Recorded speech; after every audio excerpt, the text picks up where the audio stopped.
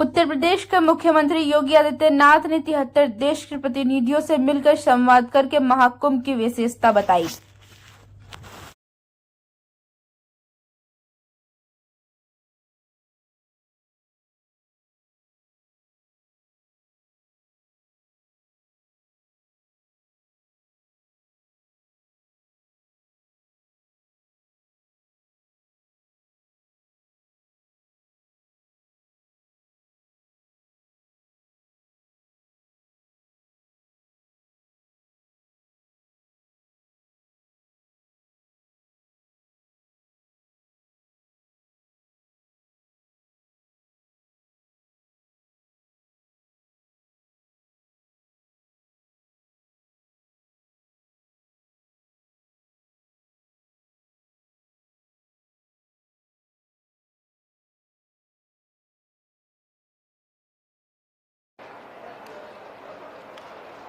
इस सदी का जो सबसे बड़ा आयोजन प्रयागराज में आयोजित है, आप सभी आज इस आयोजन के साक्षी बने हैं। यह हम सब के लिए आनंदित करने वाला एक क्षण है, हमें प्रफुल्लित करता है और प्रोत्साहित भी करता है। प्रयागराज मां गंगा, मां यमुना और मां सरस्वती की त्रिवेणी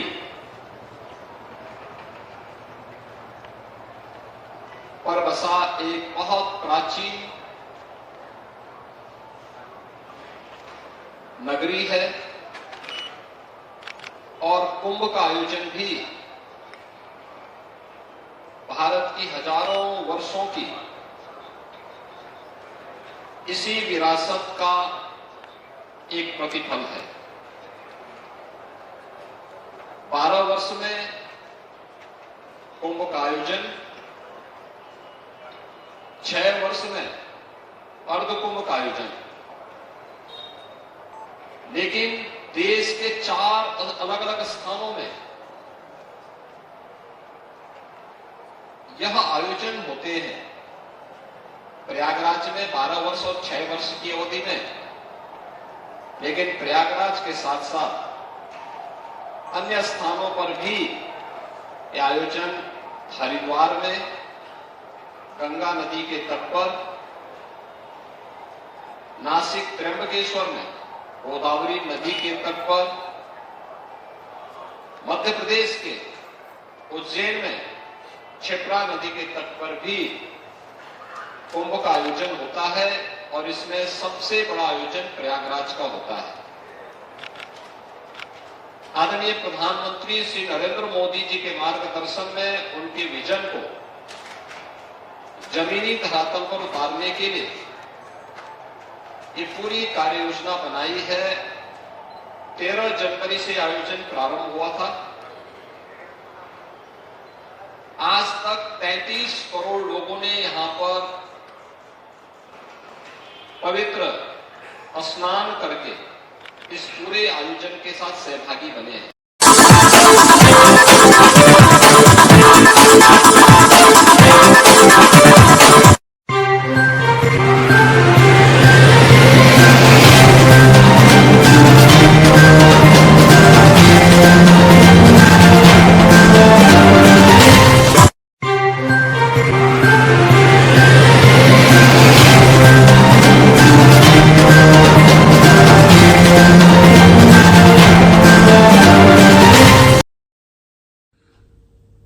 शहीद दिवस एवं गांधी जी के पुण्य स्मृति के अवसर पर आदर्श विद्या मंदिर स्कूल हस्तिनापुर बामा और कला में वार्षिक स्नेह सम्मेलन और सांस्कृतिक कार्यक्रमों का आयोजन किया गया।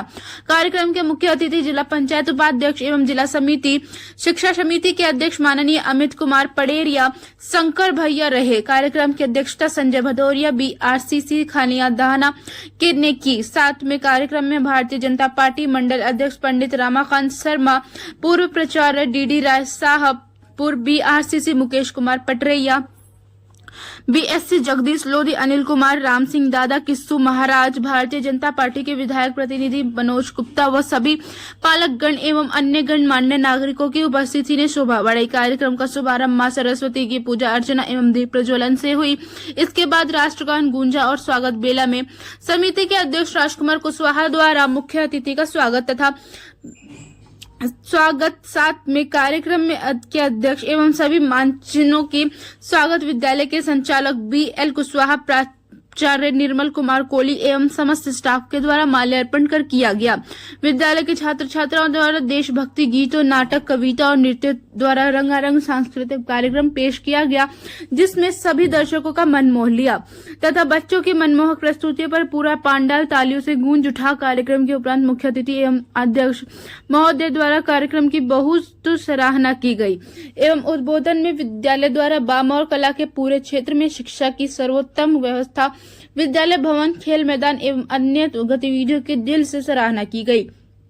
उसके उपरांत सभी बच्चों को सील, ट्रॉफी और मेडल्स के रूप में सभी बच्चों के पुरस्कार वितरण किया गया। मंच संचालन शिक्षक हरपाल सिंह गौर ने किया। अंत में विद्यालय डायरेक्टर BL कुशवाहा ने आभार व्यक्त किया। उसके बारे में जानकारी यही है पत्रकार महोदय कि विद्यालय में जो कार्यक्रम तैयार हुआ, सांस्कृतिक कार्यक्रम, जिसके मुख्य अतिथि के रूप में हमारे बीच में आज पधारे जिला पंचायत उपाध्यक्ष माननीय अमित पटरिया जी, जिन्हें हम सभी शंकर भैया जी के नाम से जानते हैं, जो जिला शिक्षा समिति के अध्यक्ष महोदय भी हैं, और उन्हीं के साथ में कार्यक्रम की अध्यक्षता की हमारे ब्लॉक खनिया थाना के BRCC महोदय श्रीमान संजय भदौरिया जी ने। और इस मौके पर विद्यालय के सभी पालकगण और अन्य गणमान्य नागरिक भी उपस्थित रहे।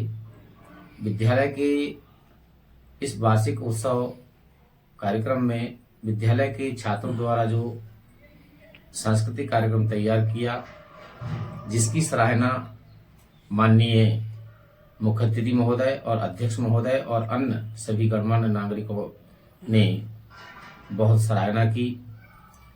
बच्चों को बहुत बधाइयाँ दी, जिसके विषय में जब कार्यक्रम की अंत में मुख्य अतिथि महोदय ने उद्बोधन दिया, तो उस उद्बोधन में अध्यक्ष महोदय और मुख्य अतिथि द्वारा विद्यालय की पढ़ाई शिक्षा के विषय में भी उन्होंने तारीफ की।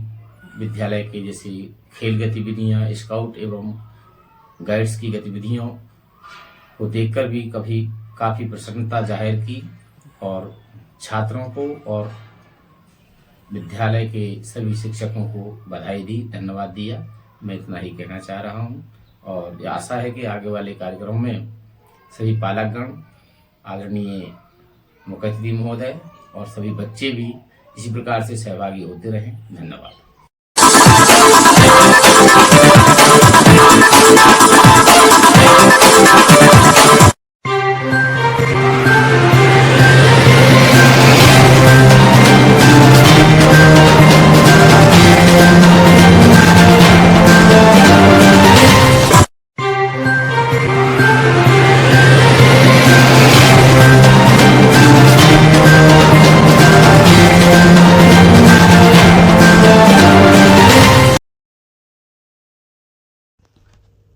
माननीय मुख्यमंत्री श्री योगी आदित्यनाथ जी ने आज त्रिवेणी संगम घाट प्रयागराज पहुंचकर 3 फरवरी वसंत पंचमी को होने वाले अमृत स्नान को लेकर प्रशासन द्वारा की गई तैयारी का अवलोकन किया।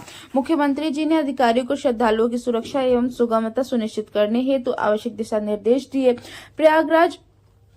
प्रयागराज में उत्तर प्रदेश के यशस्वी मुख्यमंत्री योगी आदित्यनाथ जी अखाड़ों एवं सभी संतों की उपस्थिति में पूज्य पाद जगत गुरु श्री रामभद्राचार्य जी महाराज जूना पीठाधीश्वर अवधेशानंद नंदन जी महाराज ने पट्टाभिषेक समारोह में आशीर्वाद प्रदान किया। हमारी संस्कृति, चेतना और राष्ट्रीय एकता के संवाहक महाकुंभ 2025 प्रयागराज में आज 2.15 करोड़ से अधिक और अब तक 33.31 61 करोड़ से अधिक श्रद्धालुओं ने पावन श्री त्रिवेणी में आस्था की डुबकी लगाने का सौभाग्य प्राप्त किया है।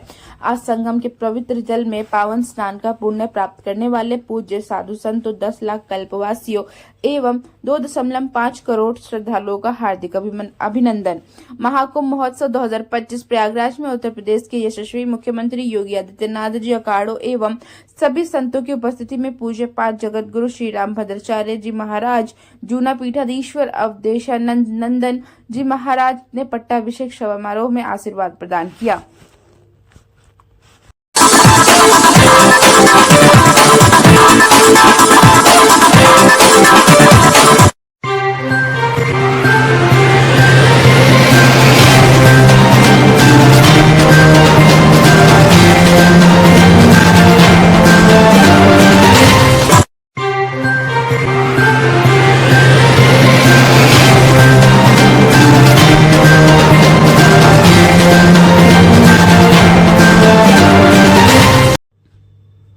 एसपी ग्रामीण कुंवर आकाश ने घटना का खुलासा करते हुए बताया कि 25 जनवरी 2025 को थाना कांट पुलिस को एक महिला द्वारा तहरीर देकर बच्चों को अगवा करने का आरोप लगाया गया था।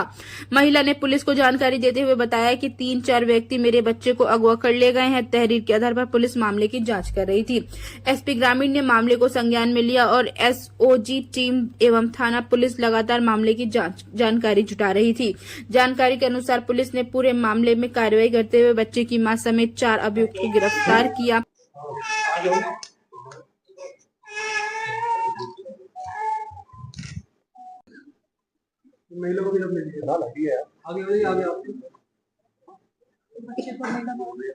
सबको आउट कर दो, बच्चे को हटा दो, बच्चे को हटा दो। क्या पूरा मामला है?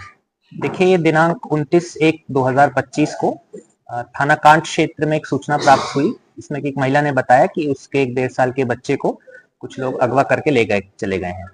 तुरंत ही इसमें थाना कांट की पुलिस ने FIR रजिस्टर करी एवं इसमें पूरी पूछताछ करी। इसमें हमने SOG की टीम, सर्वेलेंस की टीम एवं थाना स्तर पे टीमें लगा के इसका इन्वेस्टिगेशन किया। तो इसमें ये पता चला कि जो महिला है जिसने कंप्लेन करी थी, उसने खुद ही अपने बच्चे का सौदा किया था 50,000 रुपए में बेचने का, एवं जब उसको पैसे कम मिले तो उसने जो है तब पुलिस को इन्फॉर्मेशन दी कि उसका बच्चे को अगवा करा लिया गया है।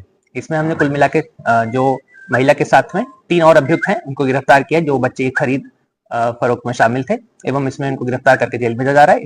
अन्य विधिक कार्रवाई की जा रही है। कौन लोग थे सर जिन लोगों ने बच्चा खरीदा था? देखिए, इसमें जो पूरी घटनाक्रम में हमने पूछताछ करी तो उसमें ये निकल के आया कि ये ब्रिजेश हैं जो गजरौला के रहने वाले हैं। इनके पास 5 बेटियां हैं। इनको एक पुत्र की तलाश थी, तो ये रॉबिन्सन और अनिल के संपर्क में आए और उन्होंने बताया कि इनको एक लड़का चाहिए। रॉबिन्सन और अनिल ने फिर इस महिला से कांटेक्ट किया एवं उसको बताया कि तुम्हारे बच्चे के सौदे में हम 50,000 रुपए तुमको दिला देंगे।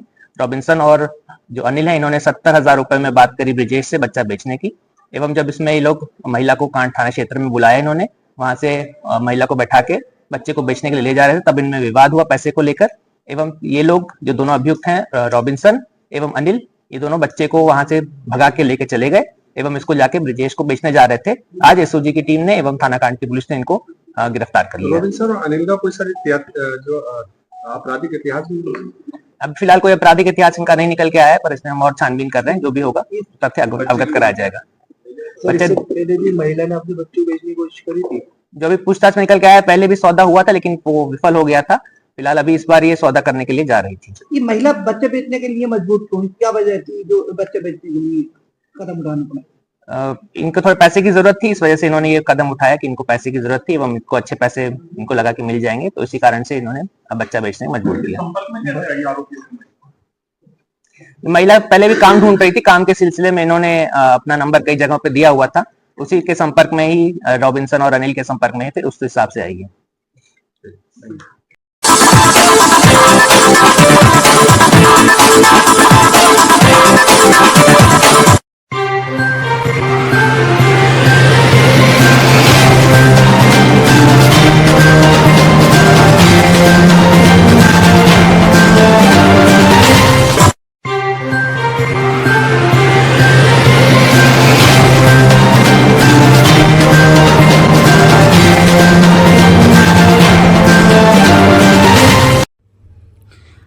क्षेत्र के स्कॉलर एकेडमी स्कूल में प्रदर्शनी लगाई गई, जिसमें स्कूल के छात्र और छात्राओं ने भारी संख्या में भाग लिया। मुख्य अतिथि के रूप में मुरादाबाद ब्लॉक प्रमुख सदर मनीष बीजेपी उपस्थित रहे। उनके द्वारा बच्चों के बीच जाकर प्रदर्शनियों, बच्चों को बनाए गए प्रोजेक्ट को देखकर स्कूल मैनेजमेंट एवं बच्चों की तारीफ की। उनके द्वारा कहा गया कि इस प्रकार से ज्यादातर स्कूलों में ऐसी प्रेरणा या साइंस से जुड़ी चीजों पर ज्यादा से ज्यादा ध्यान दिया जाए।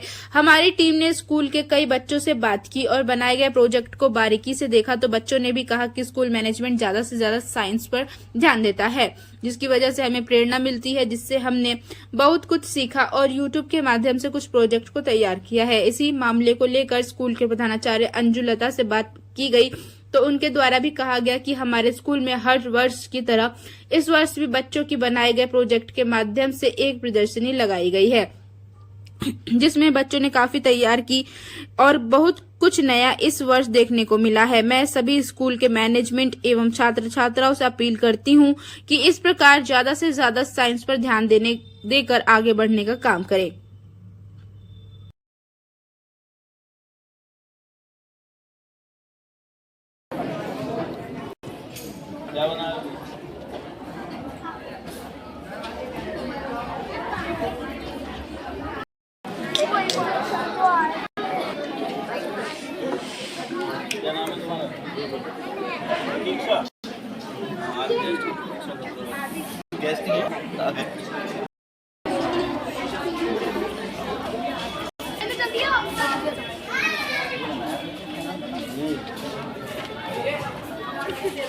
पहले भी बताया था कि हिंदी हमारी मातृभाषा है, लेकिन हम लोग यहाँ पर सीबीएसई बोर्ड और आईसीएसई बोर्ड को बहुत ज़्यादा हम लोग तवज्जो देते हैं और बच्चे जो है इंग्लिश मीडियम में पढ़ना चाहते हैं। पर क्योंकि हमारी जो मातृभाषा हिंदी होने के कारण जो इंग्लिश में बच्चे जो क्वेश्चंस वगैरह याद करते हैं वो बहुत ज़्यादा क्लियर नहीं हो पाते हैं हम लोगों को। तो हम लोग जितने भी साल भर में जो भी हम लोग पढ़ाते हैं बच्चों को, हिंदी, इंग्लिश, मैथ, साइंस जो भी है व्हाटएवर, उसमें जितने भी सब्जेक्ट्स आते हैं, जितने भी टॉपिक्स आते हैं, उसको हम लोग प्रोजेक्ट में लेकर आते हैं और बच्चों से कहते हैं कि आप लोग उन सारे क्वेश्चंस को, उन सारे जितने भी चैप्टर्स हैं उसको प्रोजेक्ट बनाइए और उसको आप लोग सीखिए। इससे क्या होता है कि बच्चों का कोई भी टॉपिक होता है वो क्लियर हो जाता है और बच्चा बहुत अच्छी तरीके से उस चीज़ को प्रदर्शित कर सकता है, बच्चा उसको समझ सकता है। और वो बच्चे को हमेशा, क्योंकि जैसा भी जो एक याद करने वाली चीज़ होती है वो आप हमें भूल सकते हो, पर जो आप करके मतलब करते हो, जैसे कि कुछ भी आप लोग अपना मतलब प्रैक्टिकली करते हो, तो वो कभी भी बच्चा भूलता नहीं है। तो ये सिर्फ मेन कारण यही है कि बच्चे को जो भी हम लोगों ने पढ़ाया उसको प्रैक्टिकल रूप में लेकर आने के लिए, और वो कभी ना भूलने वाली चीज़ ये प्रक्रिया है।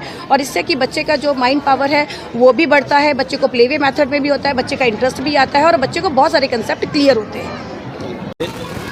और विद्यालय मैनेजमेंट और टीचर्स के लिए मैं बहुत बहुत शुभकामना और एप्रिशिएट करता हूँ इस तरह से बच्चों को एजुकेशन देने के लिए कि बच्चे किताब से पढ़ते हैं तो कहीं कुछ उनसे चूक हो सकती है, मगर इस तरह से प्रोजेक्ट देके और एक एक सब्जेक्ट के बारे में डीपली पढ़ाना और फिर उसके वार्षिक ये एग्जीबिशन लगवाना और उन्हें जो जो पढ़ाया उसके प्रोजेक्ट उनसे बनवाना, उनकी प्रदर्शनी लगवाना एक दूसरे बच्चों को भी प्रेरित करता है कि इस बच्चे ने अच्छा प्रोजेक्ट बनाया है तो दूसरा उसे देख के उससे अच्छा प्रोजेक्ट बनाए। और उनकी मेंटली एक्सरसाइज भी बहुत अच्छी होती है। पढ़ाई में इस तरह के आयोजन विद्यालयों में होते रहने चाहिए, जिससे विद्यार्थियों में उसकी पढ़ाई के प्रति रुचि और ज़्यादा गहरी हो। और बहुत अच्छा लगा, बहुत अच्छे छोटे छोटे बच्चों ने बहुत अच्छे प्रोजेक्ट बनाए हैं, बहुत अच्छे तरीके से सीखा है। मैं सभी विद्यार्थियों को, इस विद्यालय के अध्यापक अध्यापिकाओं को, मैनेजमेंट को इस सराहनीय कार्य के लिए बहुत बहुत धन्यवाद, साधुवाद, बधाई देता हूँ। धन्यवाद। हमने कई सेक्टर्स युवाओं के लिए खोल दिए हैं। सामान्य नागरिक विकसित भारत के मिशन को ड्राइव करने वाला है। ये बजट एक फोर्स मल्टीप्लायर है। ये बजट सेविंग्स को बढ़ाएगा, इन्वेस्टमेंट को बढ़ाएगा, कंजम्पशन को बढ़ाएगा और ग्रोथ को भी तेजी से बढ़ाएगा। मैं वित्त मंत्री निर्मला सीतारमण जी और उनकी पूरी टीम को इस जनता जनार्दन का बजट, पीपल्स का बजट, इसके लिए बहुत बहुत बधाई देता हूं। साथियों, आमतौर पर बजट का फोकस इस बात पर रहता है कि सरकार का खजाना कैसे भरेगा, लेकिन ये बजट उससे बिल्कुल उल्टा है। लेकिन ये बजट देश के नागरिकों की जेब कैसे भरेगी, देश के नागरिकों की बचत कैसे बढ़ेगी और देश के नागरिक विकास के भागीदार कैसे बनेंगे, ये बजट इसकी एक बहुत मजबूत नींव रखता है।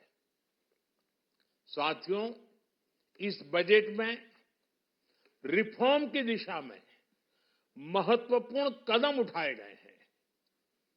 न्यूक्लियर एनर्जी में प्राइवेट सेक्टर को बढ़ावा देने का निर्णय बहुत ही ऐतिहासिक है। ये आने वाले समय में सिविल न्यूक्लियर एनर्जी का बड़ा योगदान देश के विकास में सुनिश्चित करेगा।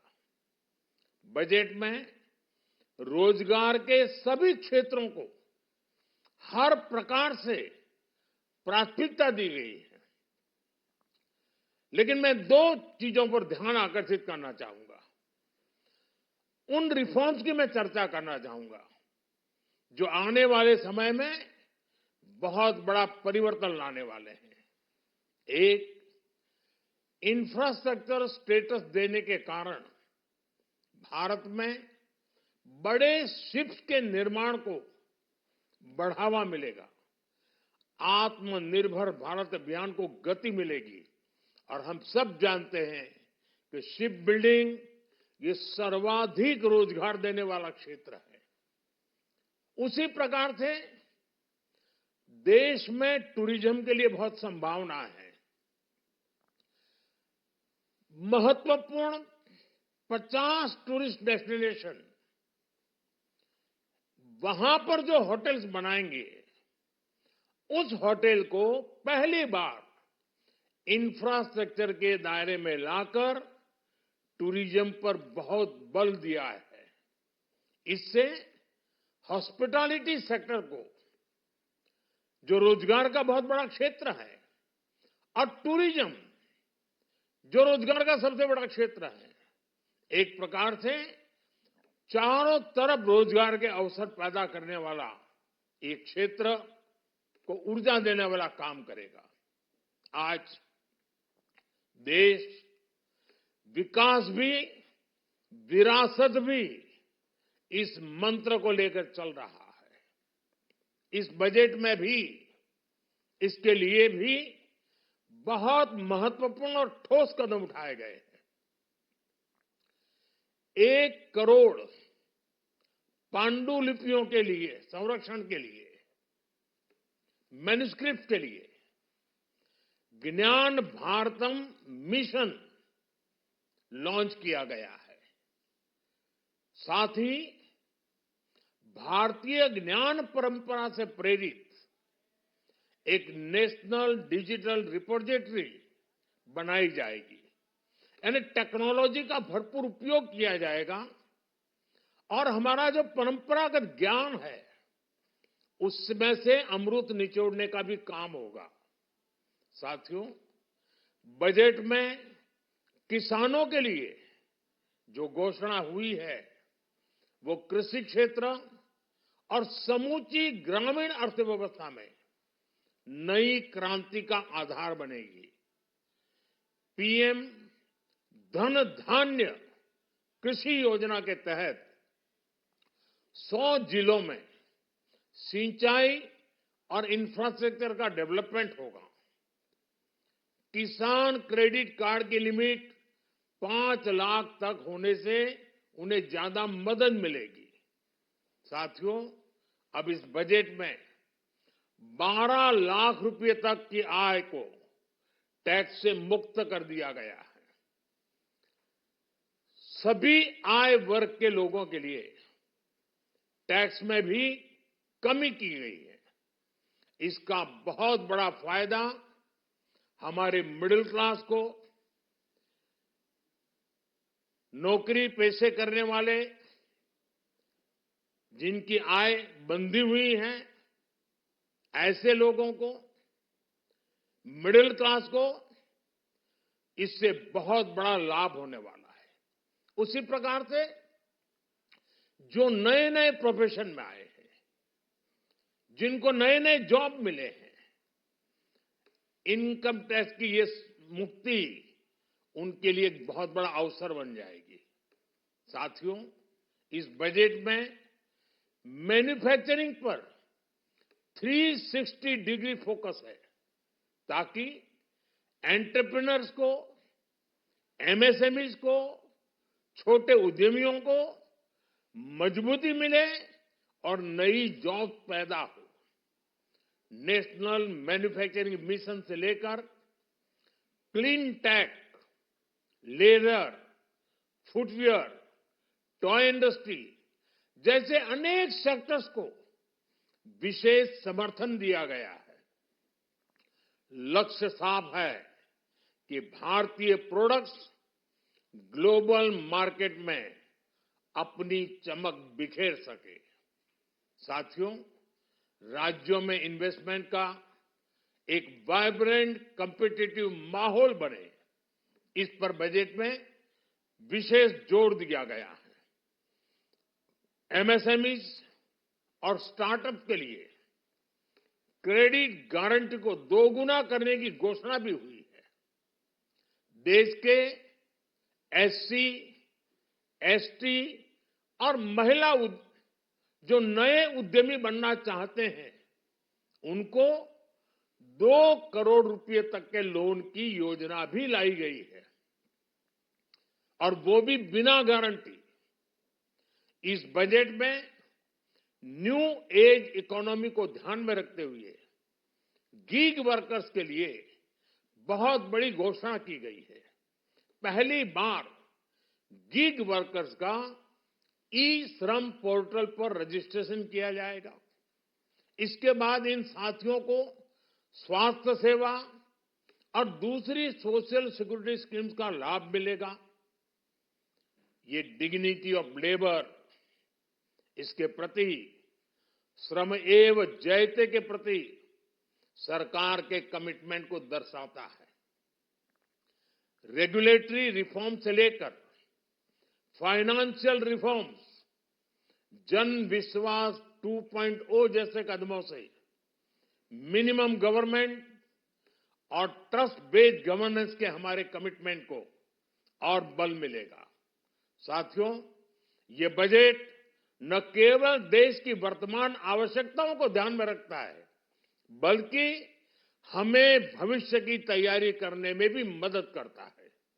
स्टार्टअप के लिए deep tech fund, geospatial mission और न्यूक्लियर एनर्जी मिशन ऐसे ही महत्वपूर्ण कदम है। मैं सभी देशवासियों को एक बार फिर इस ऐतिहासिक पीपल्स बजट की बधाई देता हूं, और फिर एक बार वित्त मंत्री जी को भी बहुत बहुत बधाई देता हूं। बहुत बहुत धन्यवाद।